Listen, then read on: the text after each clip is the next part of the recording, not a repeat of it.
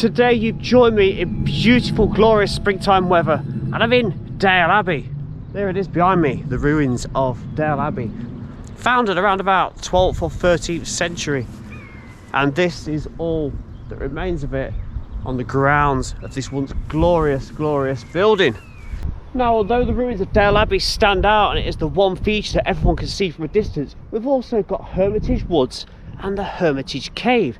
It's been there since it was carved out in the 12th century by a Derby-born baker. So we're going to take a look at that first before circling around to find something that you may not know about. Did you know there used to be a railway just over there?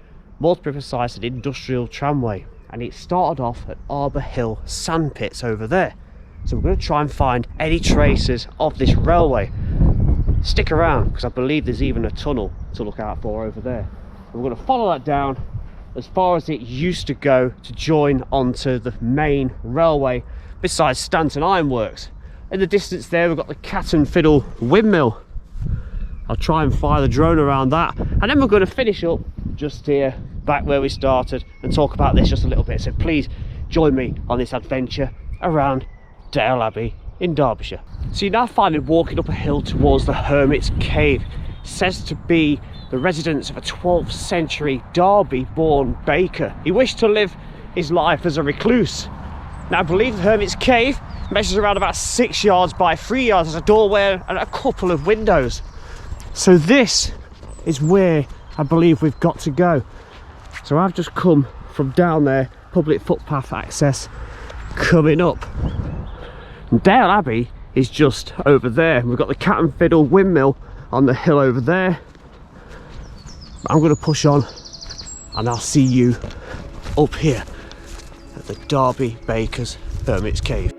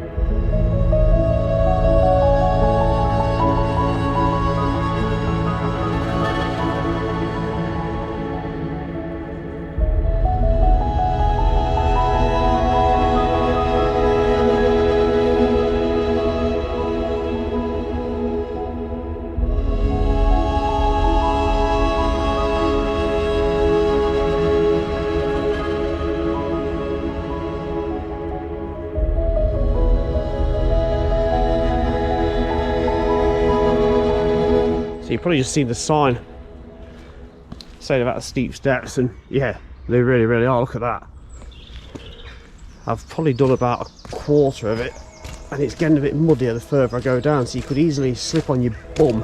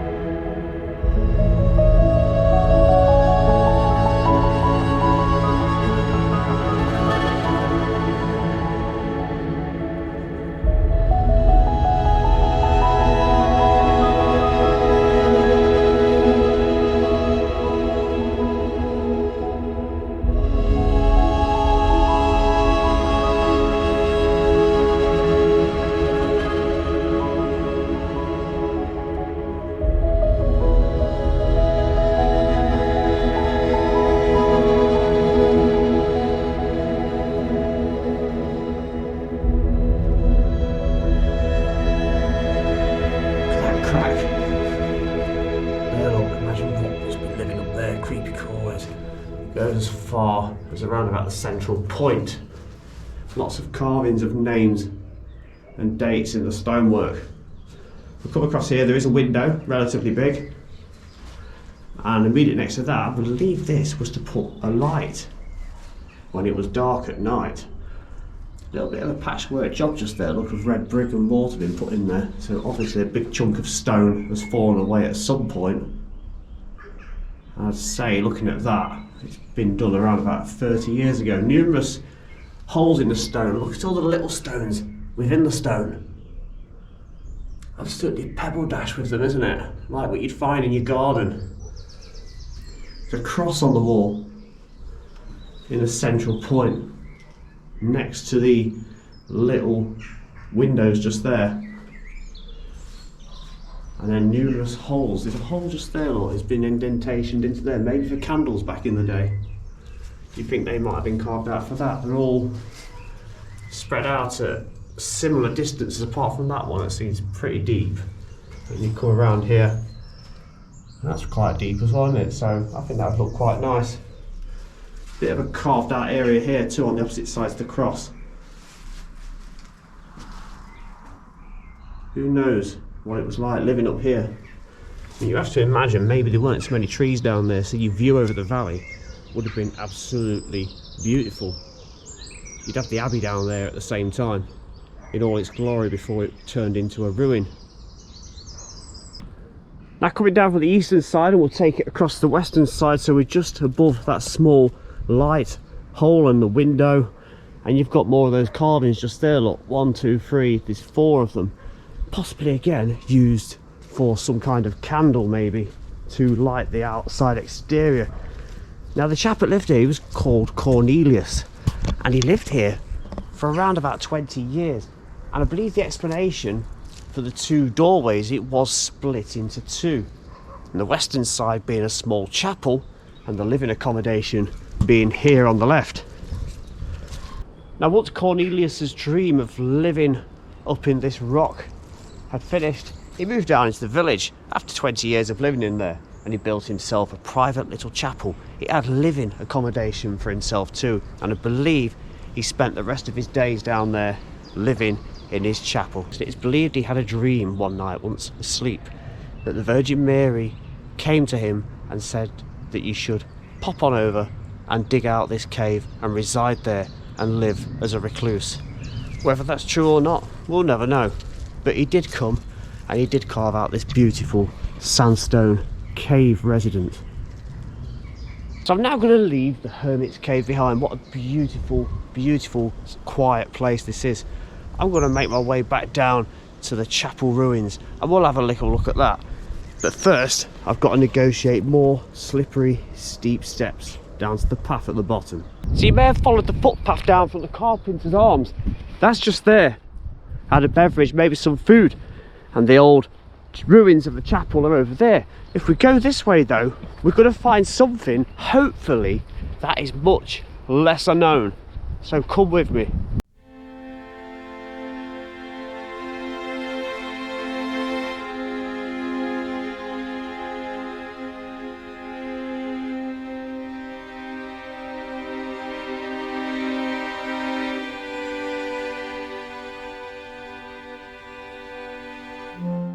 Now believe it or not, we are stood on a former track bed. How many of you knew there was one of those right beside where Dale Abbey?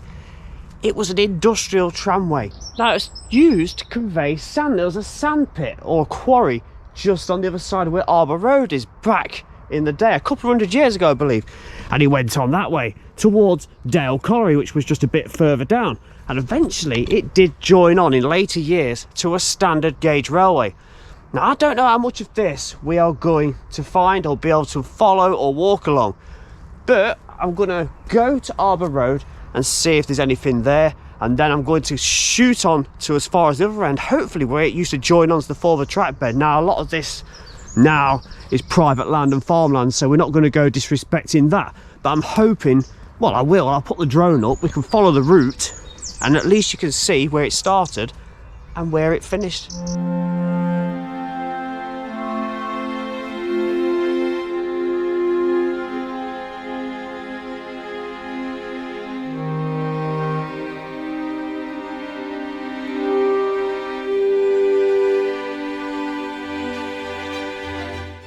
So as I stand beside Arbor Road, so there's the route of our industrial railway, or that tramway, which came along here. We were stood down there in the previous clip, around about 50 metres or so.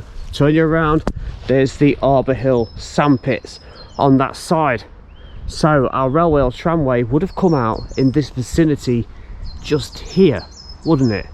It would have then come directly under Arbor Road, appearing here where you can see it's all been filled in, but there would have been a little passageway or tunnel. But the most curious part of all of this, so this is all your sand pits just here, look, and it would have been on the other side as well, but there's a great big hill in the way. So what do? We've got ourselves an underground tunnel. Look at that archway carved out just there into the stonework. That's amazing, isn't it? So was that the original curve of this tramway, or was this it and that has just come down? That's natural rock, that hasn't dropped down, so it looks like it's just been carved out in two different sections. So it would have been a heck of a lot lower down, and it has been infilled. The good news is I brought my light with me. Okay, so I've got myself into the old sand pits. Some carved out stonework just there, so the tramway or industrial rail may have carried on a little bit, but this way it's going to take us back towards where that tunnel is and get through, hopefully without spiders. There we go. Now these sand pits, they were quarried from 1885 to around about the Second World War. I believe records suggest 1940.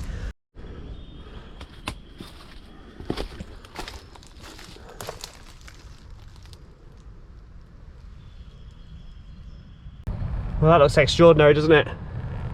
I've lit it up with a little flood down there, and look at all those lines in the sandstone just there, even what looks like a little recess right about there, which was probably used to house some sort of lantern back in the day. Looks like there might be a second one further up as well. I think what I really need to do is get in there.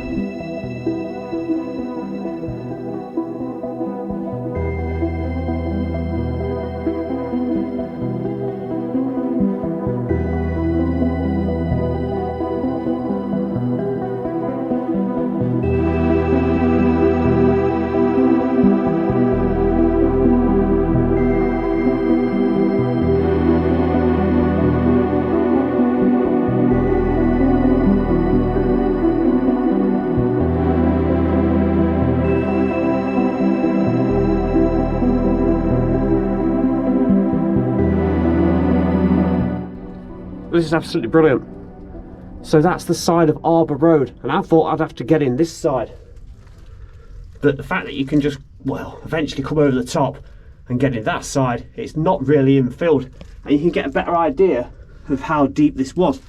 And it's going to be a lot of sand and soil in here. I'll shine the light on it, there you go, which is going to have like come down here over time, so it would have been lower down. That, believe it or not, is an unopened can of Stella.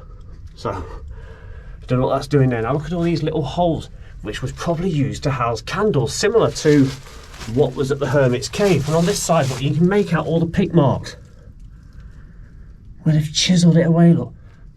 And even sand. Look, again, look at those pick marks. And the cracks, and the contours, and the different colours. Look here. Isn't that... It's beautiful, isn't it? It's so basic, yet so stupendous, if that's a word. Absolutely brilliant. Now again, you can see those little fine cracks just there, look, in more detail. Right in the centre of shot now. Not sure what the piece of wool is supposed to be doing. It's nailed in just there. It wasn't spider eggs hanging off it. There's the other side, just there, look. Maybe it's whoever lived in here. It might have been a clothesline at one time, and he's going to come back for his beer later on.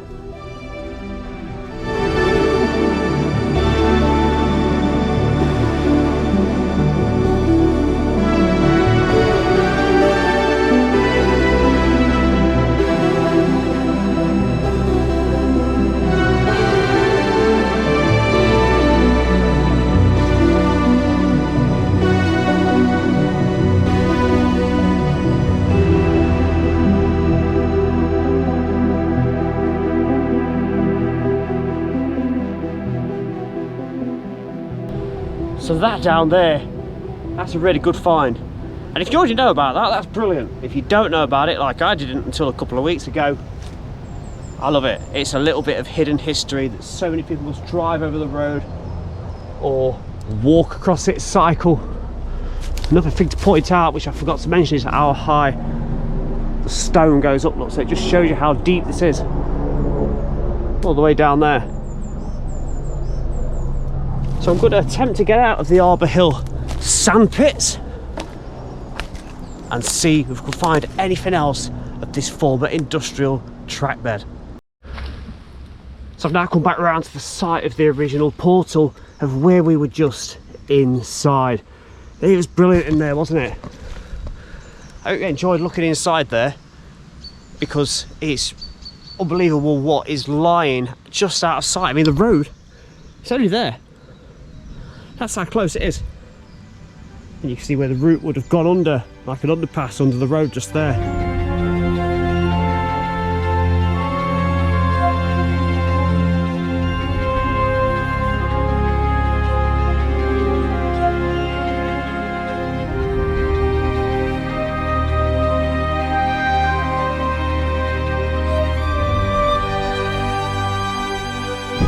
So continuing east, we began over there where we first came across our industrial tramway. The route came along here to Dale Abbey Colliery number 2.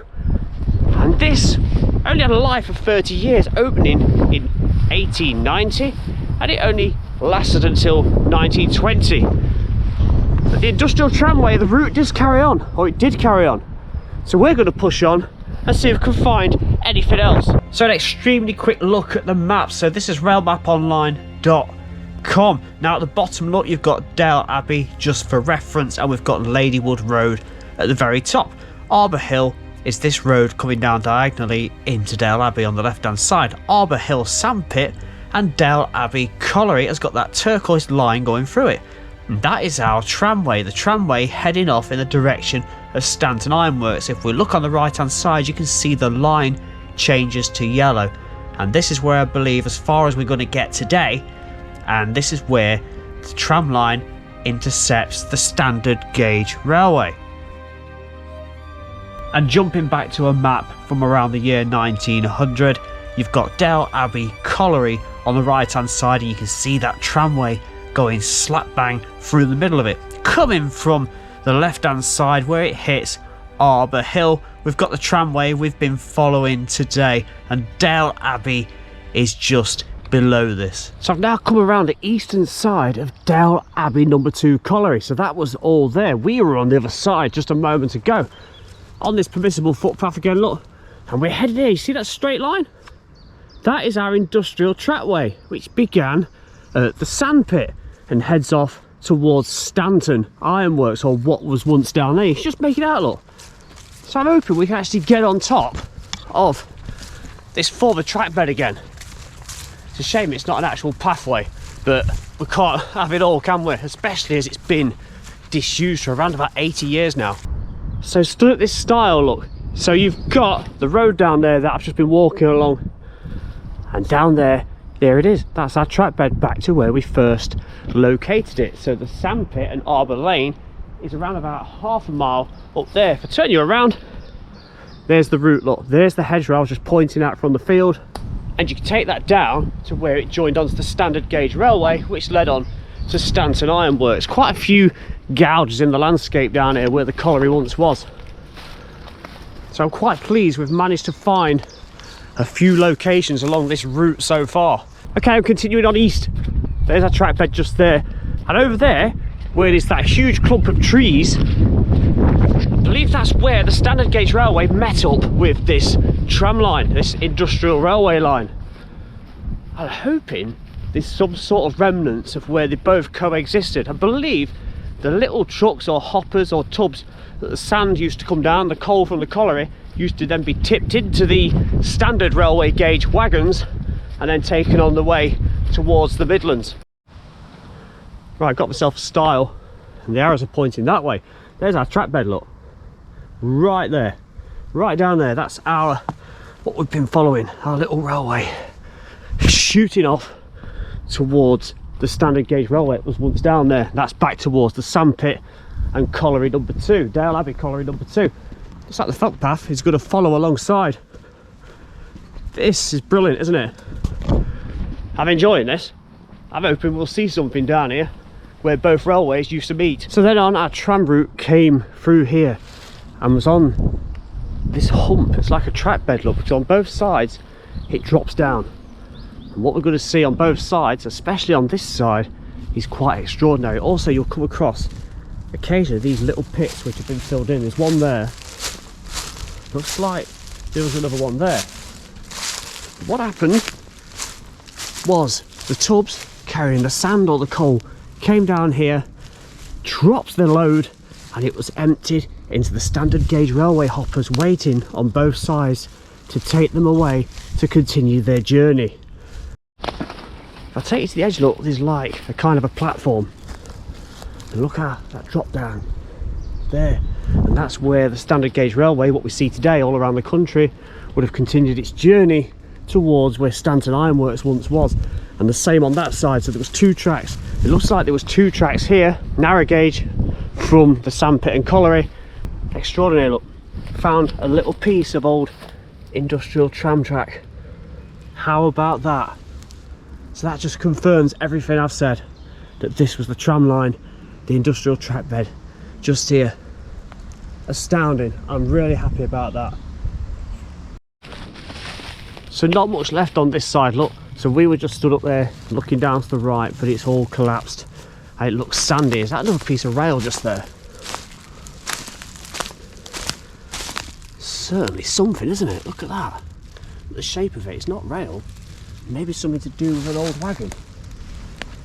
Be an interesting spot to go around with a metal detector, wouldn't it? You see old bits of brickwork knocking around as well. Look at that just there, holding the brickwork up. That's great, isn't it? Look over here. There's a tree, it's grown and forced out the bricks out of the wall. But I think the best is to be seen on the other side, so let's go around there now.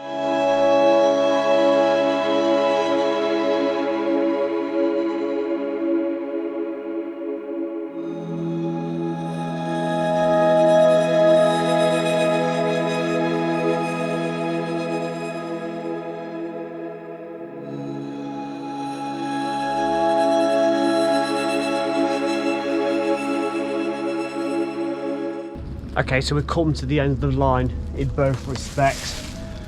The industrial track bed ends up there where we were standing a few moments ago, and this is the end and also the start of the journey of the standard gauge railway heading in that direction. Now look what you can clearly see. This has been built on 2 occasions. I believe it's been raised at a later date, and the original base was around about here, and then in later years, around about the 1920s, it was raised even further, probably to accommodate much taller wagons coming in off the main line. See the 2 different levels of stonework there, look, and also the red brick and coping stones on top. Just stood down here, you've got to imagine the track bed above and the goods being tipped over and loaded into the wagons or the hoppers below. It's brilliant, isn't it? And then it'd have gone away and joined the main line. A mile or so down the route. Incidentally, as the railway line did head off down there's another little junction before it joined where Stanton Ironworks was. Over there, as you may have noticed, I mentioned Dale Abbey colliery number 2. Well, number 1 was just over there, and that was of course a little bit older than the site of the first one that we saw back there.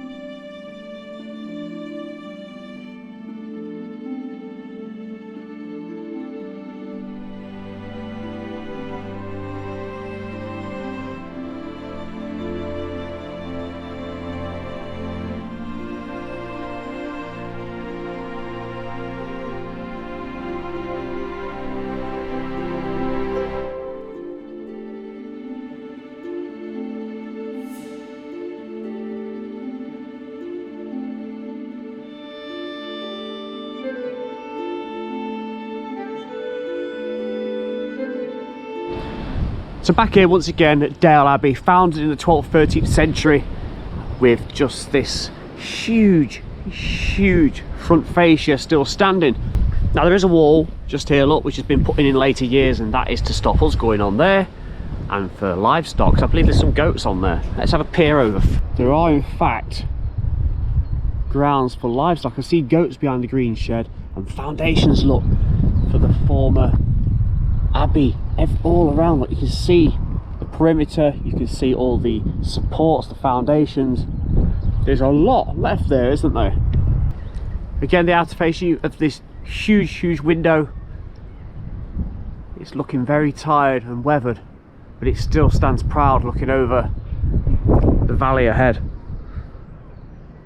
Now this chancel is the largest remains on site. It is 40 foot in height and stands proudly dominating the surrounding landscape. I think this can really only be appreciated from looking at it from above.